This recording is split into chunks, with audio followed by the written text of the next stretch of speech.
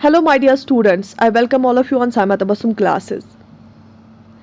In this lecture, we are going to discuss the syllabus for public administration as an optional. Public administration as an optional, it comprises of two papers. Paper 1 जो होता है इसमें 12 units होते हैं और paper 2 जो इसका होता है उसमें 14 यूनिट्स होते हैं. अगर हम स्टेट पब्लिक सर्विस कमीशन की बात करेंगे और यूपीएससी की बात करेंगे, दोनों एग्जाम्स के लिए सिलेबस सेम होता है.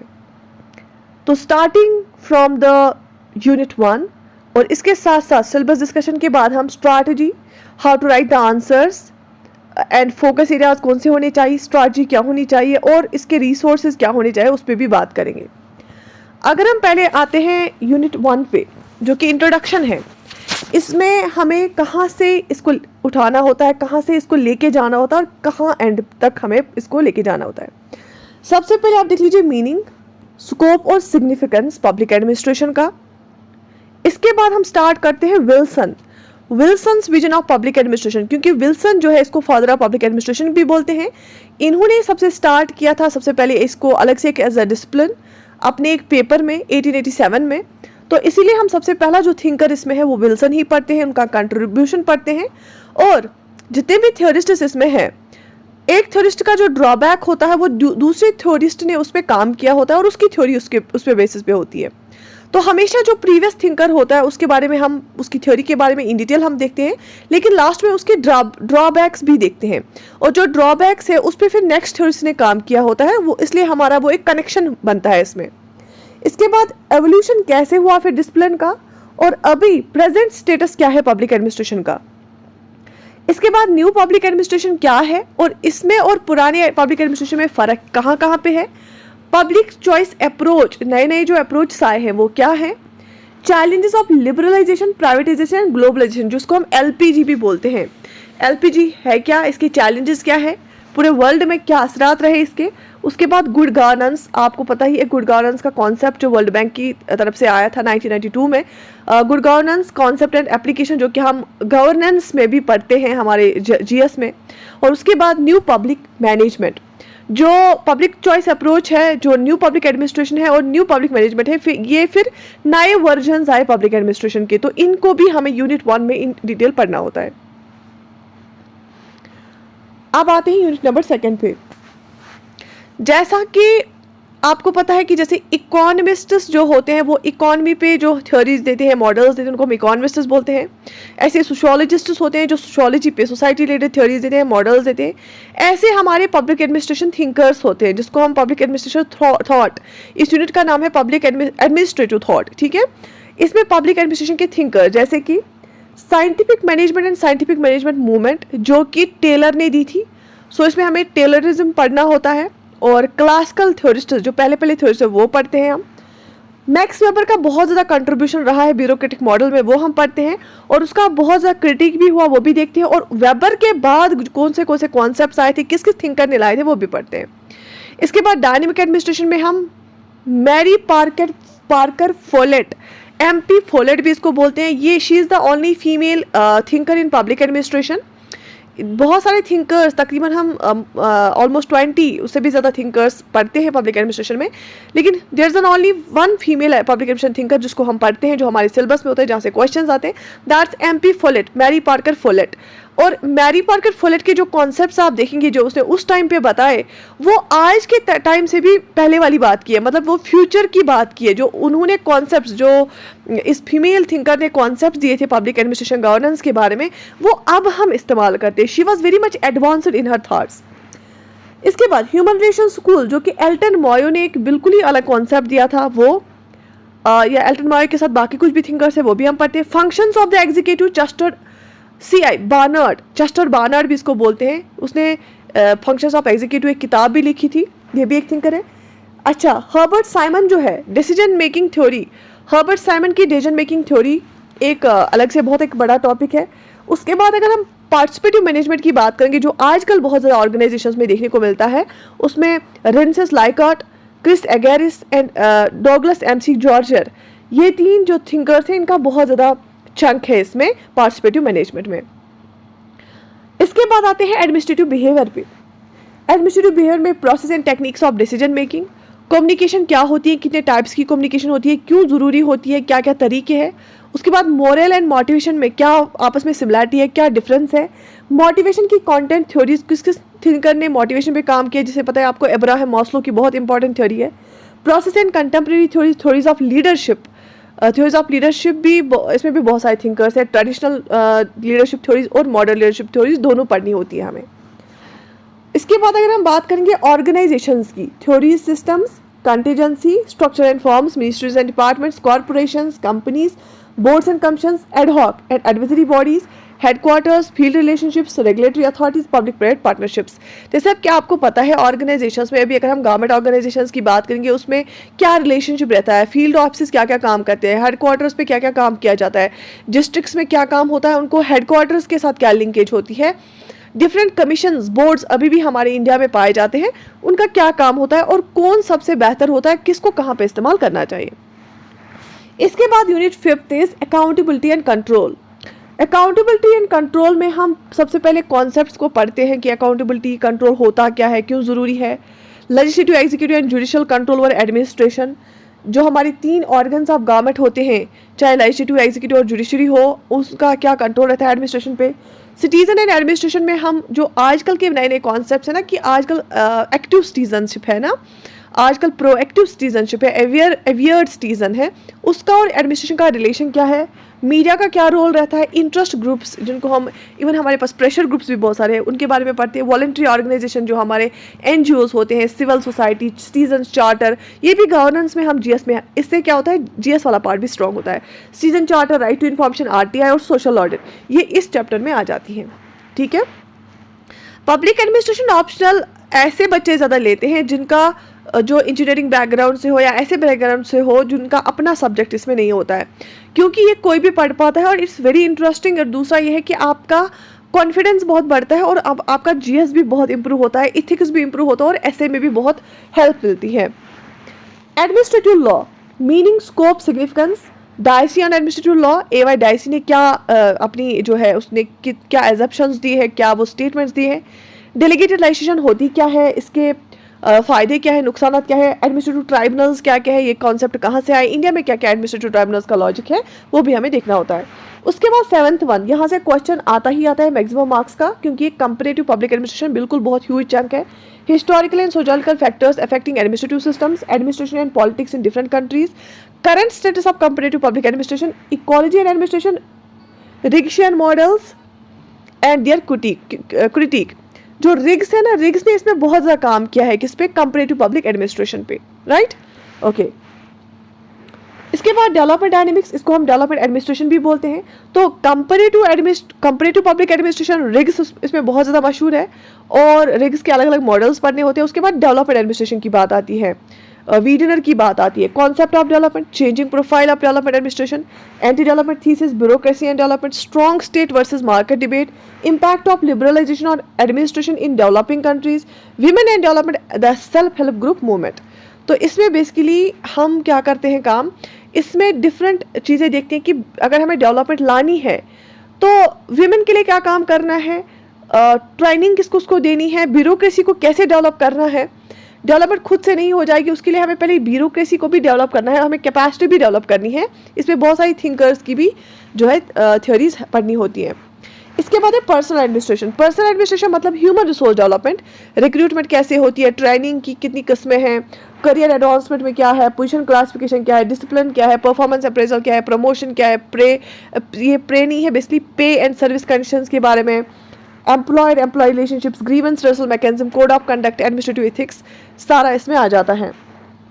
उसके बाद है पब्लिक पॉलिसी। पब्लिक पॉलिसी में models of public policy and their critique, process of conceptualisation, planning, implementation, monitoring, evaluation, review and their limitations, state theories, public policy formulation।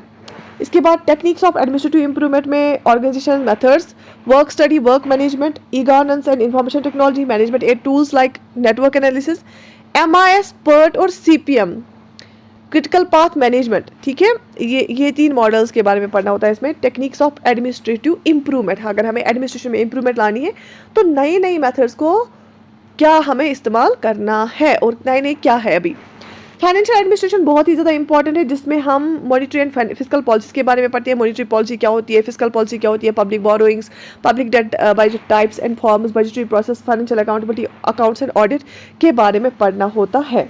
तो ये पेपर 1 में है 12 यूनिट्स। अब देखो ये जो 12 यूनिट्स है ना, इसमें बहुत ज़्यादा थिंकर्स का है, ह्यूज चंक। हर एक यूनिट के साथ कंपैरेटिव पब्लिक एडमिनिस्ट्रेशन के साथ रिग्स मॉडल्स पढ़ने होते हैं, और भी मॉडल्स पढ़ने होते हैं, इकोलॉजिकल अप्रोच पढ़ना होता है, क्लासिकल थ्योरिस्ट हमें अलग से पढ़ने होते हैं, टेररिज्म पढ़ना होता है, फ्योल को पढ़ना होता है, गुलिक को पढ़ना होता है, वेबरियन ब्यूरोक्रेटिक मॉडल, मेरी एमसी पॉकेट फोलेट। अब ये है कि जब भी आप आंसर राइटिंग करते हैं, जो पब्लिक एडमिनिस्ट्रेशन का पेपर बी है वो आपको लगता है वो पॉलिटी टाइप है, बट पॉलिटी जीएस में और पब्लिक एडमिनिस्ट्रेशन के पेपर 2 में फ़र्क दिखना चाहिए। जो आप पेपर 2 का आंसर लिखेंगे उसमें आपको इन थ्योरीज़ का, इन थ्योरिस्ट्स के थ्योरीज़ का, मॉडल्स का मेंशन करना है, अप्रोप्रिएट जगह पे लिंक करना है। वहाँ पे आपको ये नहीं लिखना है कि ये थ्योरिस्ट ने क्या क्या बोला था, नहीं, बस to link and mention at appropriate place.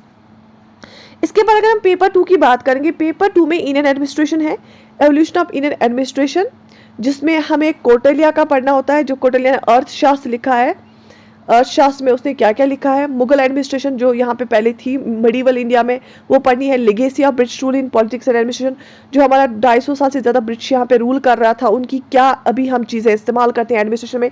Indianisation of public services, revenue administration, district administration, local self government. ठीक है, इसके बाद philosophical and constitutional framework of government, silent features and value premises, constitutionalism, political culture, bureaucracy and democracy and bureaucracy and development। तो ये भी हमें पढ़ना है। और जो हमारे अभी कॉन्स्टिट्यूशन है उसका क्या रोल है, उसके फीचर्स क्या है, पॉलिटिकल कल्चर क्या है, ब्यूरोक्रेसी मतलब ब्यूरोक्रेसी की फ्रीडम कितनी है और लिमिटेशंस कितने हैं। ठीक है, और ब्यूरोक्रेसी का क्या रोल है डेवलपमेंट में। उसके बाद पब्लिक सेक्टर अंडरटेकिंग्स, उनमें क्या क्या चेंजेस आई है वो सारा आप इसमें देख सकते हैं। उसके बाद यूनियन गवर्नमेंट एंड एडमिनिस्ट्रेशन, क्योंकि हमारा जो है डिवीजन ऑफ पावर होता है, हमारा स्टेट गवर्नमेंट होता है, यूनियन गवर्नमेंट होता है, उसमें बहुत इंपॉर्टेंट कैबिनेट सेक्रेटरीट के बारे में, पीएमओ ऑफिस के बारे में, सेंट्रल सेक्रेटरीट के बारे में, मिनिस्ट्रीज एंड डिपार्टमेंट्स के बारे में, बोर्ड्स एंड कमीशंस के बारे में, अटैच्ड ऑफिस, फील्ड ऑर्गेनाइजेशंस, इन सब के बारे में हमें पढ़ना होता है। उसके बाद plans and priorities, machinery of planning, role and composition and functions of planning commission, national development council, indicative planning, process of plan formation at union and state levels, constitutional amendments, decentralised planning for economic development and social justice. ये हमें इस unit में पढ़नी होती है plans and priorities में, कि जैसे अभी आपको पता है कि प्लानिंग कमीशन और नेशनल डेवलपमेंट काउंसिल एबॉलिश किया गया, और अब हमारे पास नीति आयोग है, और नीति आयोग की जितने भी रिपोर्ट्स हैं, नीति आयोग ने लिखा है India at 75 year of independence, उसने बहुत सारी रिकमेंडेशन दी है, वो सारी आपको पता होनी चाहिए। और पब्लिक एडमिनिस्ट्रेशन डायनेमिक सब्जेक्ट है, आपको न्यूज़पेपर को बहुत ज़्यादा फॉलो करना पड़ता है, करंट अफेयर का बहुत रोल रहता है। स्टेट गवर्नमेंट एंड एडमिनिस्ट्रेशन, जैसे हम यूनियन गवर्नमेंट की बात करते हैं वैसे हम स्टेट गवर्नमेंट के बारे में पढ़ते हैं। डिस्ट्रिक्ट एडमिनिस्ट्रेशन सिंस इंडिपेंडेंस, क्योंकि जो हमारा डिस्ट्रिक्ट एडमिनिस्ट्रेशन स्टार्ट हुआ ना, जो डिस्ट्रिक्ट एडमिनिस्ट्रेशन हमारा जो कलेक्टर, जो हमें डिप्टी कमिश्नर होते हैं, हमारे जो मजिस्ट्रेट होता है, उसका जो बेसिकली ओरिजिन ही हुआ है ब्रिटिश टाइम्स से, तो उसका हमें पढ़ना होता है। Law and order administration, district administration, democratic decentralisation, जैसे पंचायत म्यूनसिपलिटीज़ है, उसके बाद सिविल सर्विसेज के बारे में, उसके बाद फाइनेंशियल मैनेजमेंट के बारे में, एडमिनिस्ट्रेटिव रिफॉर्म्स सिंस इंडिपेंडेंस, कितने एडमिनिस्ट्रेटिव रिफॉर्म्स हुए, हमें एडमिनिस्ट्रेटिव रिफॉर्म कमिटीज़ ARCs, आपको सेकंड ARC कमेटी के बारे में पढ़ना होता है, उसके क्या क्या रिकमेंडेशन है। हर आंसर में अगर आप सेकंड ARC का रिकमेंडेशन लिखेंगे, या बहुत सारे हमारे कमीशन होते हैं, सरकारी कमीशन है, पंची कमीशन है, तो उससे आपका आंसर का वेटेज बढ़ता है, और आंसर का एक लगता है कि बैलेंस्ड आंसर लिखा है और जो चीज़ें चाहिए वो लिखी हैं। तो ये चीज़ें मेंशन करनी बहुत ज़रूरी होती है। Rural development, urban local government के बारे में पढ़ना है। लॉ एंड ऑर्डर एडमिनिस्ट्रेशन, जैसे नेशनल पुलिस कमीशन के बारे में, इन्वेस्टिगेटिव एजेंसीज के बारे में, जो हमारे पैरामिलिट्री फोर्सेस है उनका क्या रोल रहता है maintaining of law and order में, जैसे criminalisation of politics and administration, अभी पॉलिटिकल सिस्टम का क्या हालात है, कैसे क्रिमिनलाइजेशन ऑफ पॉलिटिक्स हुआ है, डिफरेंट जो स्टेट रिपोर्ट्स आए हैं उसका मेंशन करना होता है। लॉ एंड ऑर्डर एडमिनिस्ट्रेशन में अलग से पढ़नी होती है। Significant issues in Indian administration, अभी क्या क्या इश्यूज है हमारे इंडियन एडमिनिस्ट्रेशन में, जैसे वैल्यूज़ इन पब्लिक सर्विस, जो हमारे उसमें क्या वैल्यूज़ इरोड हुए हैं, रेगुलेटरी कमीशंस क्या वो अच्छे से काम करते हैं, नेशनल ह्यूमन राइट्स कमीशन क्या अच्छे से काम करता है, problems of administration in coalition regime, जब हमारी कोलिशन गवर्नमेंट थी उस टाइम क्या प्रॉब्लम हुई, सिटीजन एडमिनिस्ट्रेशन इंटरफेस, अभी लोग कितना ईजिली गवर्नमेंट को एक्सेस कर पा रहे हैं, करप्शन एंड एडमिनिस्ट्रेशन, करप्शन का क्या सीन है अभी, डिज़ास्टर मैनेजमेंट भी इसमें आता है कि जो डिज़ास्टर, क्योंकि India is prone to disaster, चाहे साइक्लोन हो, चाहे मेन में डिज़ास्टर्स हो या नेचुरल डिज़ास्टर्स हो, चाहे साइबर अटैक्स हो, चाहे साइक्लोन्स हो, चाहे अर्थक्वेक्स हो, चाहे फ्लड्स हो, उसमें क्या हमारा मैनेजमेंट है, कौन से एक्ट्स हमारे पास हैं, उसमें एडमिनिस्ट्रेशन कैसा काम करता है। तो इसमें पेपर 1 में 12 यूनिट्स हैं, पेपर 2 में 14 यूनिट्स हैं। अगर हम देखेंगे जो पब्लिक एडमिनिस्ट्रेशन एक डायनेमिक सब्जेक्ट है, इसमें करंट अफेयर का बहुत ज़्यादा रोल रहता है। जितना भी हमने अभी तक सिलेबस डिस्कशन किया है, आपने देखा होगा सारा अभी मतलब बेसिकली एडमिनिस्ट्रेशन ही पढ़ना होता है, गवर्नेंस ही पढ़ना होता है, along with the thinkers of public administration. इसमें अगर हम रिसोर्सेज की बात करेंगे तो रिसोर्सेज में इसमें बहुत सारी किताबें हैं। मैं बोलूँगी अगर आप कोचिंग लेते हैं तो जैसे I am going to start the online batch on my app Saima Tabassum classes.